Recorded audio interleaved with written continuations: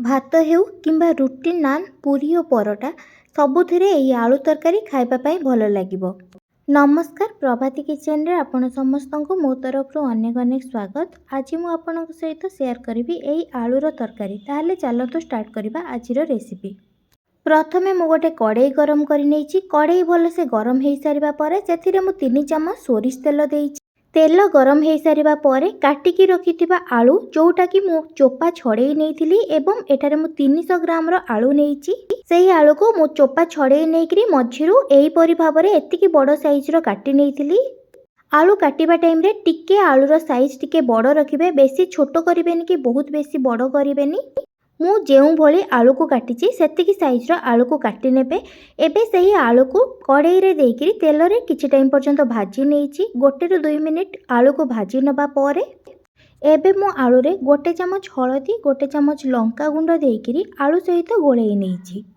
एइटा आपनक पई ऑप्शनल, किंतु जदि आलू रे हळदी टिके आ लंका गुंड देइकरी गोळेई नउचंती ताले आलूर कलर बहुत सुंदर आसीबो।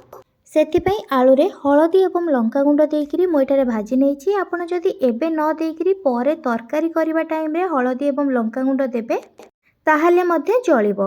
एबे आलू को किछि टाइम पर्यंत मु एटारे 5 ରୁ 7 मिनिट पर्यंत मु एटारे गैस को स्लो रु मीडियम फ्लेम रे रखिकरी भाजी नेइची। आलू किछि समय पर्यंत भाजी हेबा परे मु एबे आलू को काढिकरी गोटे जगह रे रखि नेबी। मु एई आलू भाजीबा समय रे 20% सिझी जाई थाए। आपण देखिबे जेतेबेले आलू टिके भाजी हेइ जिवो सेई टाइम रे आलू को काढी नेबे। आलू मोर टिके भाजी हे गलानी। एबे मु आलू को गोटे जगह रे काढिकरी रखि नउची।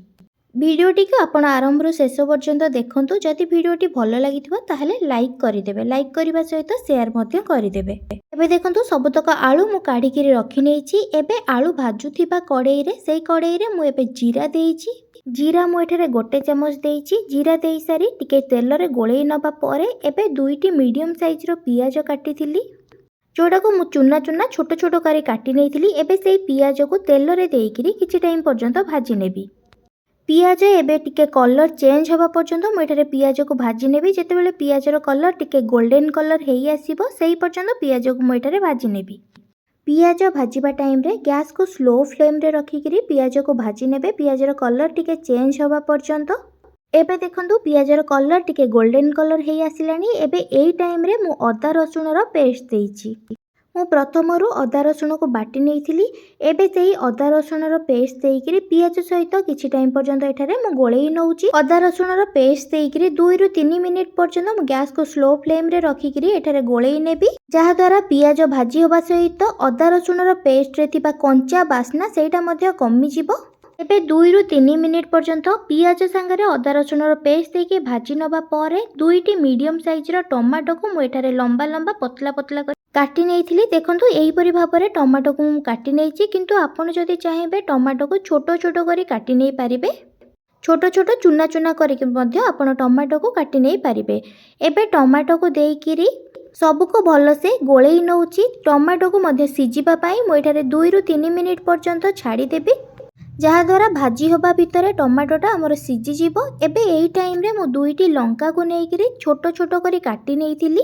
एबे सेई कंचा लंका को मु कड़ाई रे देइकरी गोळेई नउची। आपण जदि राग अधिका चाहेबे किंबा कम चाहेबे सेही हिसाब रे अधिका कम राग पाई लंका मध्ये नेइ परिबे।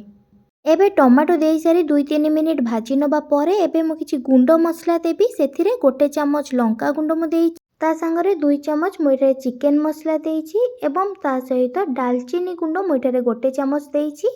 कस्तूरी मेथी मु एठारे 1 चमच हबो सेतिकी देइची। ता संगरे स्वाद अनुसार लूण देइची। आपण जेतिकी आलू नेइथिबे एवं जेतिकी ग्रेवी रखिबे तरकारी रे सेही हिसाब रे आपण स्वाद अनुसार लूण नेबे।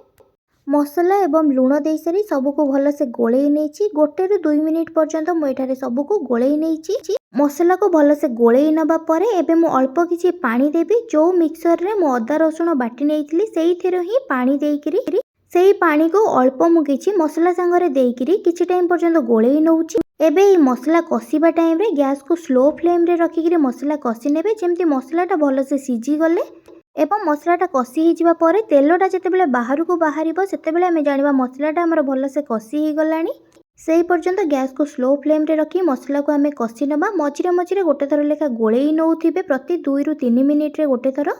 नहले मसलाटा कड़ाई लगिଯିବ। ସେଥିପାଇଁ प्रति 1 ରୁ 2 मिनिट किंबा 2 ରୁ 3 मिनिट रे गोटे थर लेखा मसला को गोळेई नेबे। एहीपरि भाବରେ 5 ରୁ 7 मिनिट पर्यंत मसला को गोळेई नेई कषि नबा परे मु एठारे दही 3 चामच दही देइछि।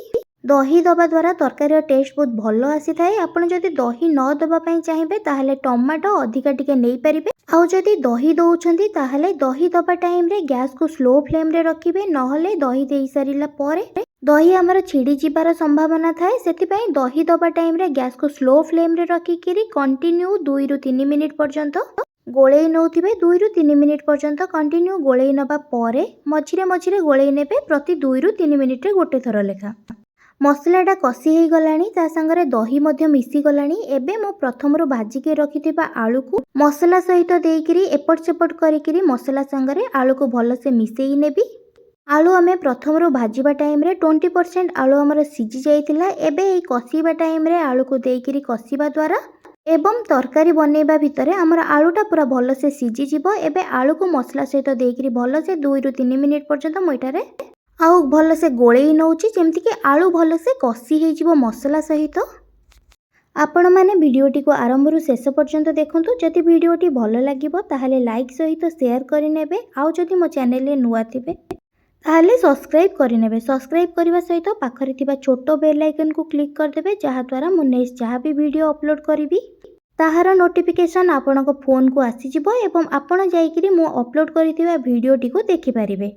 आउ जदि भिडियोटी आपनको भलो लागिथिबो ताहले आपनक फ्रेंड्स और रिलेटिव को सहित ए भिडियोटी शेयर करि परिबे। ता संगरे एई रेसिपी को घरे गोटे थर ट्राई करंतु। घरे समस्त को भल लागिबा सहित आपनको मध्ये निश्चय एई रेसिपी भल लागिबो।